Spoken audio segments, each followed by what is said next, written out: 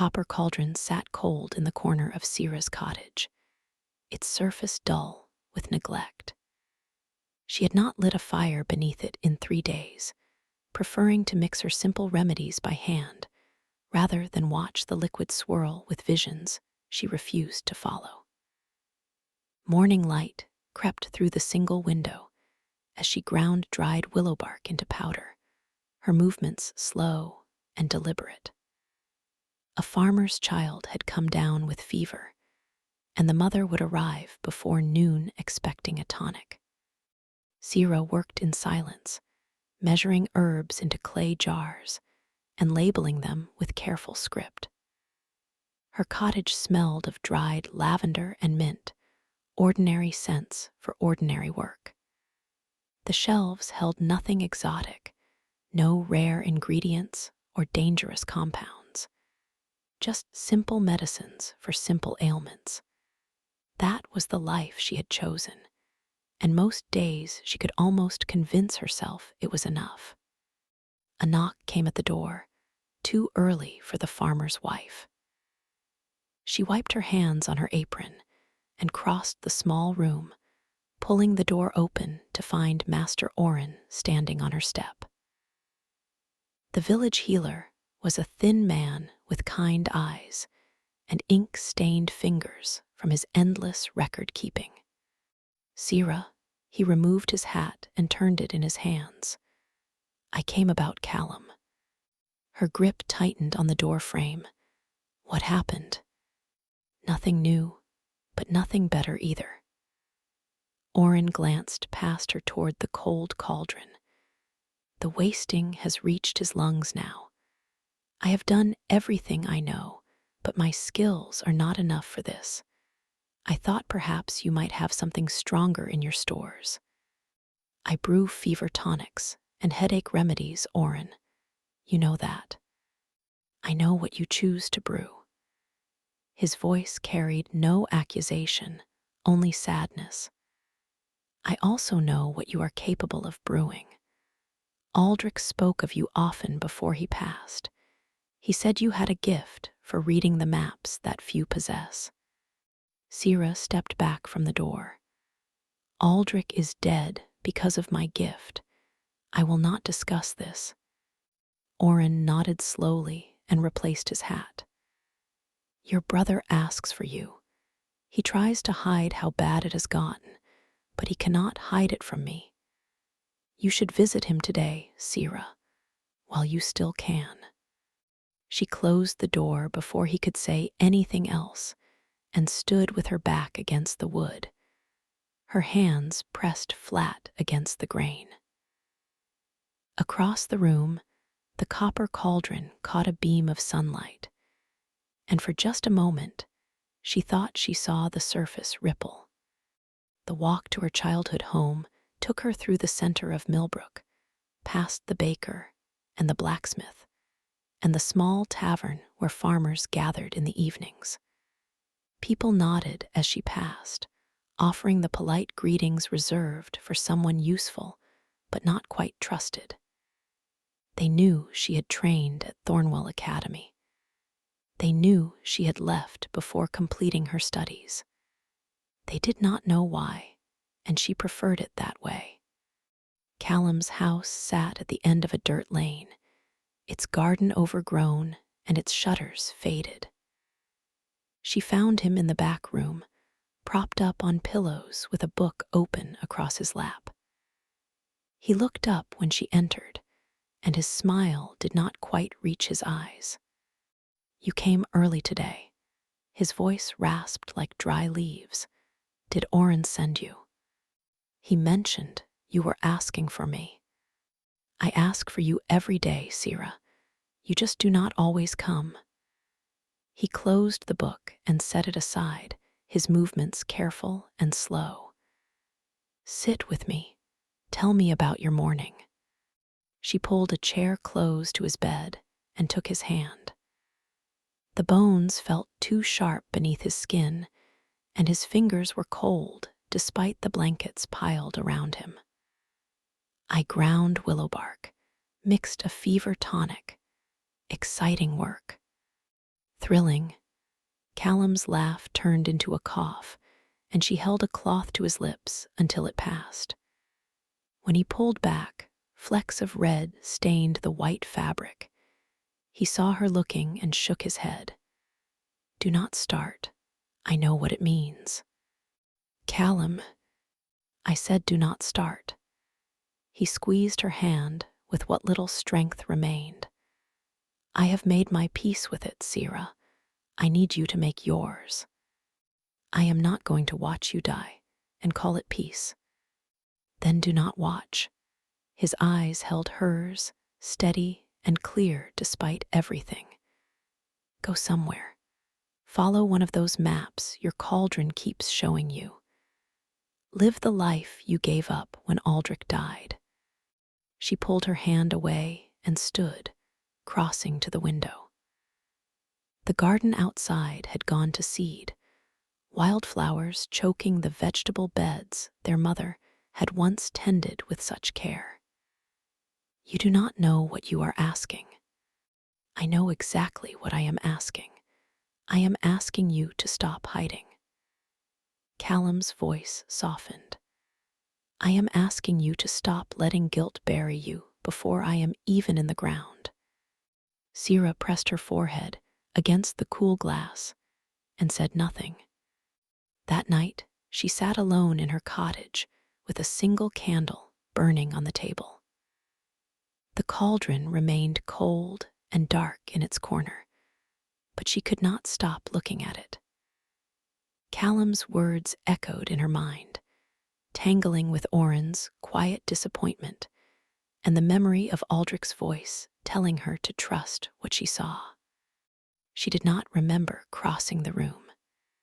She did not remember kneeling beside the copper vessel or placing her hands on its rim. But when the metal grew warm beneath her palms and the surface began to glow with golden light, she did not pull away. The liquid inside swirled without fire, forming shapes and lines that resolved into the clearest map she had ever seen. 7 points of light connected by glowing threads, each one labeled in script that seemed to write itself. Thornwood Forest, crystal caverns of Morrow, floating isles of Keth, sunken temple of Lake Varin, beast plains of the northern reach, crimson Vial Fortress, and finally a shimmering city that made her breath catch in her throat. She recognized it from forbidden texts she had studied at the academy. A kingdom that had vanished 300 years ago and taken all its secrets with it. Words formed beneath the map, rippling across the surface like stones dropped in still water. 7-fold cure, 1 chance, winter solstice. Sira stumbled backward, knocking herb jars from the shelf behind her. They shattered on the floor, scattering dried leaves and powders across the wood, but she barely noticed. Her hands shook as she stared at the cauldron, at the map still glowing on its surface, at the impossible promise written in light. The 7-fold cure. She had read about it once, in a text so old the pages crumbled at the edges. A legendary healing potion that could cure any illness, mend any wound, restore any life not yet lost. No one had ever brewed it because no one had ever seen the complete map. The cauldrons showed different pieces to different masters, fragments that never quite fit together. But Whisper was showing her everything. Every ingredient, every location, every step of the journey laid out in perfect clarity. She covered the cauldron with a blanket and sat in darkness until dawn, her knees pulled to her chest and her eyes fixed on the covered shape in the corner. When morning came, she went to see Callum again. He was worse. She could see it in the hollows of his cheeks and the blue tinge around his lips. He smiled when she entered, but the expression cost him visible effort. "You look terrible," he said. "Did you sleep at all?" "My cauldron showed me something." The words came out before she could stop them. "A cure. For you. But the ingredients are scattered across the realm, and the last one is in a kingdom that does not exist anymore." Callum studied her face for a long moment. "And you are thinking about going after it?" "I am thinking about how many ways it could go wrong. I am thinking about the last time I followed a cauldron map and watched 3 people die because I misread a shadow." "Sira," he reached for her hand, and she let him take it. "That was not your fault." "Everyone says that. It does not make it true. It does not make it false either." He coughed again, lighter this time, but his grip on her hand tightened. "If there is even a chance this cure is real, you have to try. Not for me, for yourself. You have been dying slowly ever since Aldrich, and I cannot stand watching it anymore." She stayed with him until he fell asleep, then walked back through the village with her head down and her thoughts churning. The tavern door stood open, letting out the smell of ale and wood smoke, and she almost walked past without looking. But a voice called out from inside, rough and unfamiliar. "You are Sira Vance, the potion master." She stopped and turned. A man sat alone at a corner table, his weathered face marked with old scars and his left leg ending in carved wood below the knee. He gestured to the empty chair across from him. "Someone paid me good gold to find you," he said. "Name is Brennan Cole. Sit down. We should talk about why you are suddenly so valuable."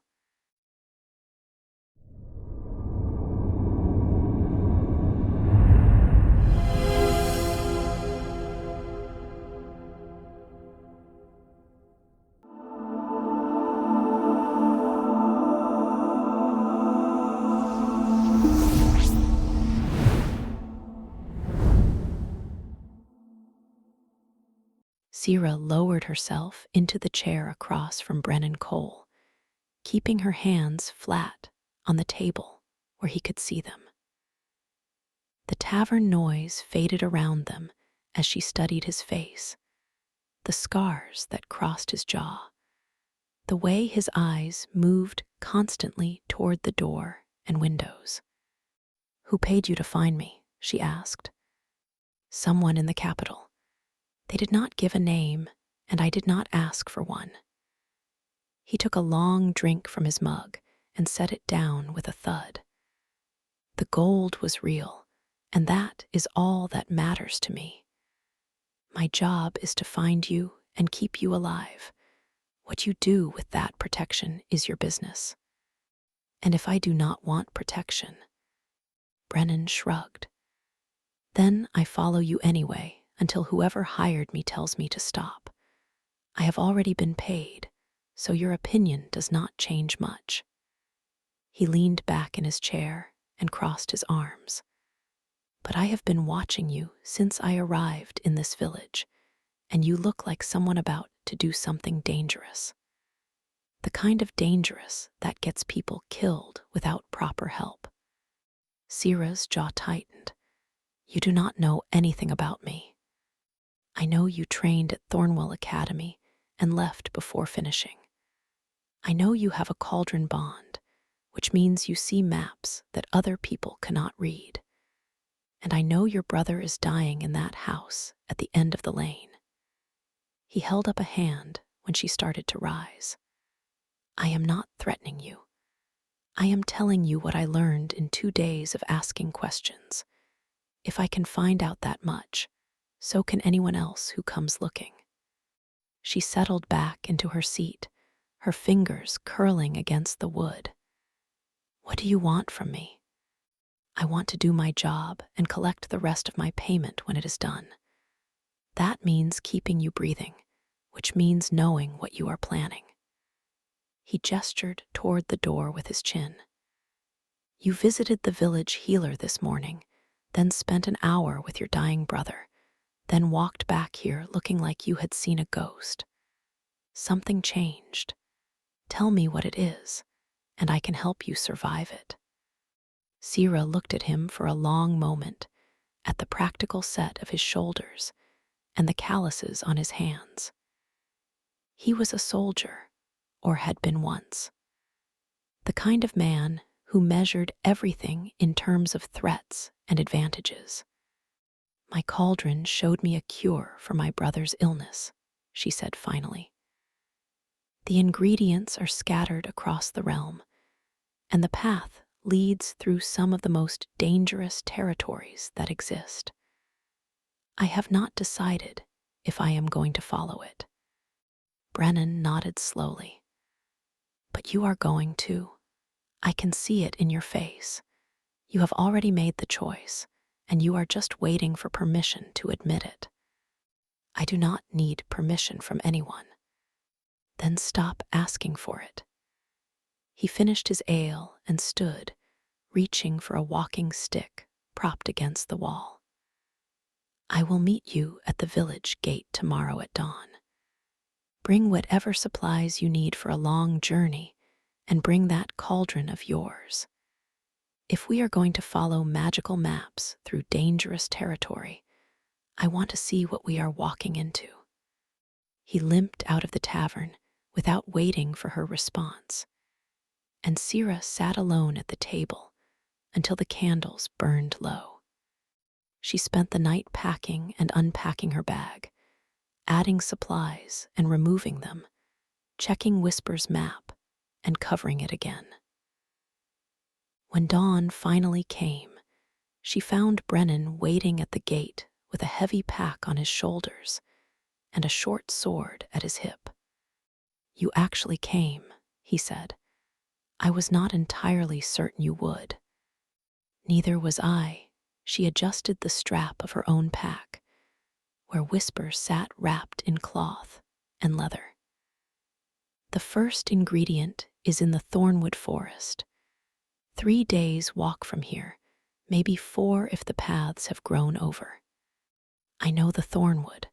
Spent a winter there during the Guild Wars, hiding from a company that wanted my head. He started walking without ceremony, and Sira fell into step beside him. Dark place. The trees grow so thick you cannot see the sun for days at a time. Easy to get lost if you do not know what you are doing. My cauldron will show us the way. Your cauldron shows you pictures in bubbling water.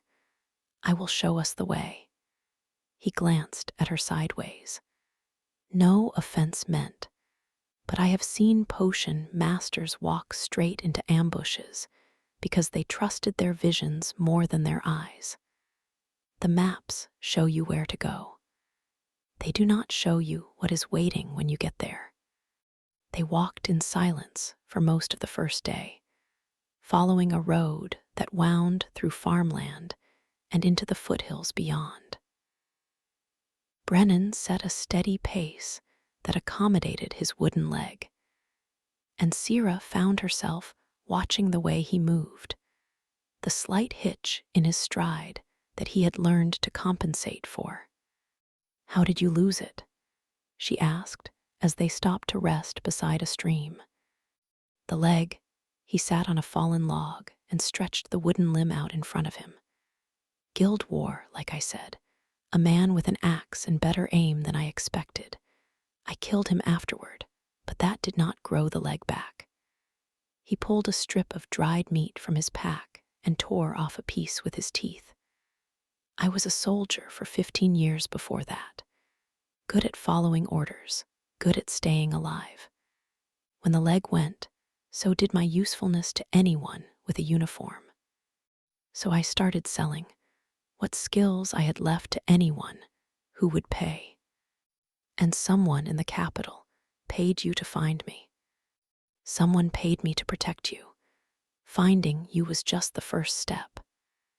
He offered her a piece of the dried meat, and she took it. I do not know why you matter to them, and I do not particularly care. But I will tell you this. Whoever they are, they knew about your brother's illness before you did. They knew your cauldron would show you the cure, and they wanted someone watching you when it happened. Sira's hand stopped halfway to her mouth. How do you know that? Because they hired me 2 weeks ago, and your brother only started coughing blood 3 days past. He met her eyes steadily. Someone is playing a longer game than either of us can see. Keep that in mind when you start trusting the visions your cauldron shows you. The thornwood rose before them on the 3rd day, a wall of ancient trees with bark as dark as coal, and branches that wove together into an impenetrable canopy. Sira unwrapped Whisper and set the cauldron on a flat stone, watching as the surface began to glow with the familiar golden light. The map showed a winding path through the forest, marked with symbols she had learned to read at the academy. There, she pointed to a clearing near the center of the image. The moon-petal flowers grow there, but only during the waning crescent. We have 3 days to find it. Brennan studied the map with narrowed eyes. That path takes us through the deepest part of the forest. There are things living in there that do not like visitors. Then we will have to be careful. They entered the thornwood as the sun began to set, and within an hour, the light had faded to a dim gray that made it impossible to judge the time. Sira checked Whisper's map constantly, adjusting their course when the paths shifted or disappeared entirely. Brennan walked ahead with his sword drawn, his head turning at every sound. On the 2nd day, they found the hermit. He lived in a hollow tree that had been carved into something resembling a home, with shelves cut into the wood and strange preserved creatures hanging from the ceiling. Cauldrons bubbled around him, 6 or 7 at least, each one showing different maps on their surfaces. He looked up when they approached, and his weathered face split into a grin. "Aldrich's student," he said. "I wondered when you would come." Sira stopped walking. "How do you know who I am?" "I taught your mentor when he was young and foolish, before he became old and wise." The hermit rose from his seat, his joints cracking with the movement. "My name is Garrick. I was expelled from Thornwell Academy 40 years ago for teaching things they did not want taught. Now I live here, watching the maps and waiting for someone interesting to wander past." Brennan stepped forward, placing himself between Sira and the old man. "We are not looking for company. No, you are looking for moon-petal flowers to cure a dying man." Garrick waved a hand dismissively. "I saw it in my cauldrons 3 days ago. The same vision, showing the same path, appearing to every bonded master in the realm." His eyes fixed on Sira with unsettling intensity. "But you see the complete map, do you not? All 7 ingredients, all 7 locations, including the kingdom that vanished 300 years ago." Sira's breath caught. "How could you possibly know that?" "Because I have been waiting 60 years for someone to see it." Garrick moved closer, ignoring Brennan's warning growl. "The 7-fold cure is not just a healing potion, child. It is a key, and the door it opens has been locked since Aldoria disappeared." He reached out and gripped her arm with surprising strength. "Take me with you. I know things about the vanished kingdom that no one else remembers. You will need that knowledge before the end." "She does not need a half-mad hermit slowing us down," Brennan said. and she does not need a hired sword making decisions for her. Garrick did not look away from Sira's face. Your mentor made the same mistake you did, you know. The same misread shadow, the same collapsing cave. He led me into it when we were both young, and I lost 2 fingers before we found our way out. He held up his left hand, showing the stumps where his smallest fingers should have been. He spent 10 years blaming himself, just as you have. And then he learned that guilt is just unfinished teaching. Let me help you finish yours. Sira looked at Brennan, then back at Garrick. The old man's eyes held something she had not seen in a long time. Faith, not in gods or magic, but in her. Show me the path to the clearing, she said. If you can read the maps as well as you claim, prove it. Garrick smiled and turned toward the deepest part of the forest. Follow me, child, and try to keep up.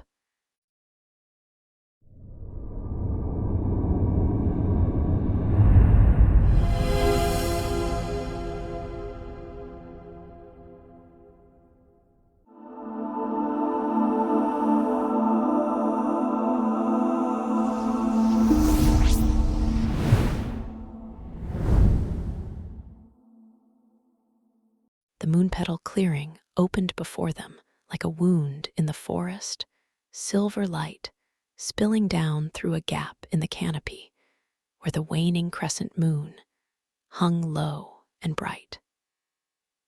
Flowers carpeted the ground, their petals glowing with the same pale luminescence as the sky above. And Sira dropped to her knees at the edge of the clearing, with her harvesting knife already in hand. We need to work quickly, Garrick said, his voice barely above a whisper. The blooms close when the moon sets, and they will not open again for another month. Brennan stood at the tree line with his sword drawn, his eyes scanning the shadows between the ancient trunks. Someone else is here. I can smell their campfire.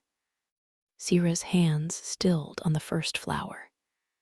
She looked up and saw movement on the far side of the clearing, a figure in dark robes stepping out from behind a massive oak. The woman was young, perhaps 25, with sharp features and hair pulled back in a severe knot. A ceremonial dagger hung at her hip, and a small cauldron floated beside her, suspended by magic Sira did not recognize. Sira Vance. The woman's voice carried across the clearing with practiced precision. I was wondering when you would arrive. My guild received the same vision 3 days ago, and they sent me to collect the ingredients before anyone else could reach them. Crimson Vial, Garrick muttered. I should have known they would send someone. The woman inclined her head. Myra Thorne, and you must be the hermit who was expelled for teaching forbidden techniques. My instructors mentioned you in their lessons about what happens to those who stray from proper methods. Her gaze returned to Sira.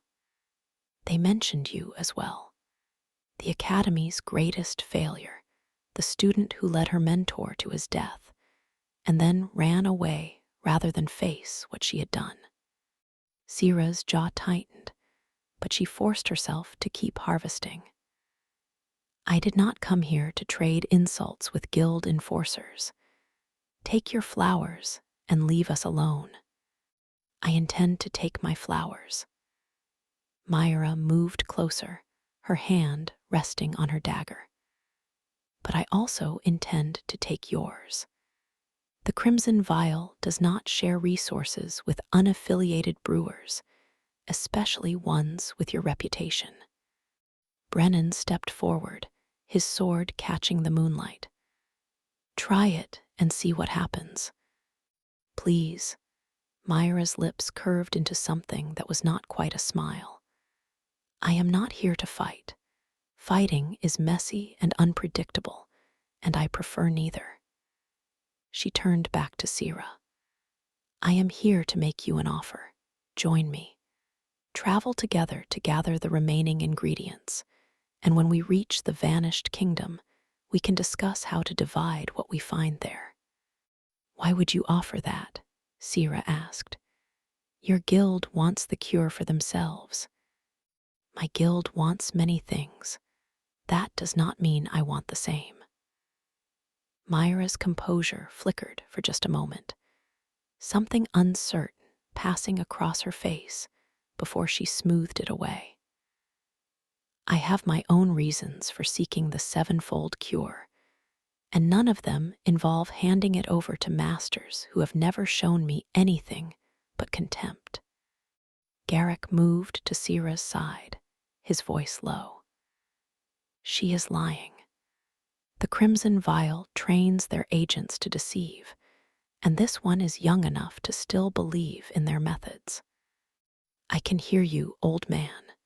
Myra's eyes narrowed. And I am not lying. I am simply not telling you everything, which is not the same thing at all. Sira stood, her harvesting bag half full of moon petals. She looked at Myra, at the careful way she held herself, and the tension in her shoulders that her formal posture could not quite hide. What are your reasons? That is not your concern.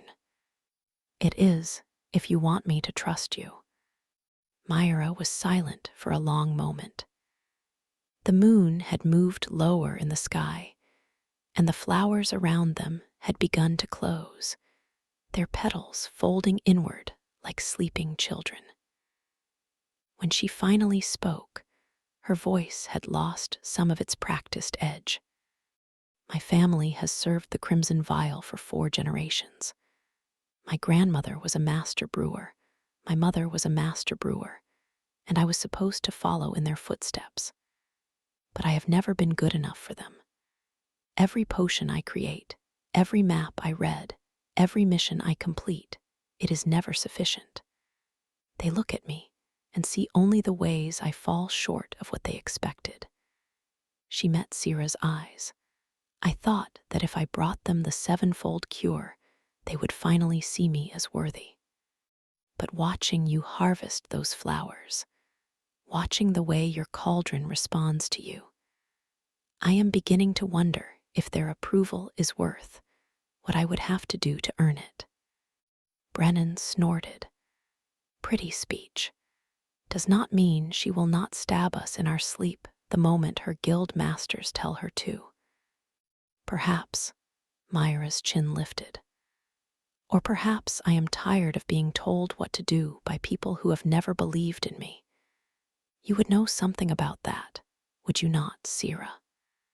The Academy called you a failure, and you believed them. You have been hiding in that village for 10 years, brewing remedies that any apprentice could make, because you decided they were right about you. Sira's hands curled into fists at her sides. You do not know anything about me. I know that your cauldron shows you the complete map, and you are still terrified to follow it. I know that you have 2 companions who believe in you more than you believe in yourself, and I know that your brother is dying while you stand here arguing with me instead of gathering the ingredients that could save him. Myra stepped closer, close enough that Sira could see the uncertainty in her eyes beneath the careful mask. I am not asking you to trust me. I am asking you to let me prove that I am more than what my guild made me. Is that not what you want for yourself as well? The clearing fell silent. Brennan looked at Sira, waiting for her decision, his sword still raised, but his expression unreadable. Garrick watched with bright, curious eyes, his head tilted like a bird, studying something interesting. Sira thought about Callum, about the blood on his lips, and the way his hand had trembled in hers. She thought about Aldrich, about the cave collapsing around them, and the sound of his voice telling her to run. She thought about all the years she had spent hiding from the person she might have become, and all the people who had paid the price for her fear. "The next ingredient is in the crystal caverns of Morrow," she said finally. "If you want to come with us, you follow my lead. No guild protocols, no secret communications, no daggers in the dark. If I think for one moment that you are betraying us, I will leave you behind without a second thought." Myra's shoulders dropped slightly, tension releasing that she had been holding since she first stepped into the clearing. "Agreed. And you tell me the truth about why you really want the cure. Not now, but before we reach the vanished kingdom. I need to know who I am traveling with." "That is fair." Myra extended her hand. "Partners, then, at least until the end." Sira looked at the offered hand for a long moment. Then she reached out and took it, and something shifted in the air between them. Some unspoken understanding that neither of them could quite name. Brennan sheathed his sword with a disgusted sound. "This is going to end badly. I want that noted for the record." "Your objection is noted," Sira said. "Now help me finish harvesting these flowers before the moon sets. We have a long way to go, and my brother does not have time for us to stand here talking." They worked together in the fading moonlight, 4 people who had no reason to trust each other, gathering silver petals and placing them carefully in bags that would preserve their magic. When the last flower closed and the clearing fell into darkness, they walked out of the thornwood side by side, following a path that none of them could see alone. The crystal caverns waited ahead, and beyond them, the impossible kingdom that had vanished 300 years ago. Sira did not know if she would survive the journey, or if the cure would work even if she found all 7 ingredients. But for the first time in 10 years, she was moving forward instead of standing still. And that, she decided, was enough for now.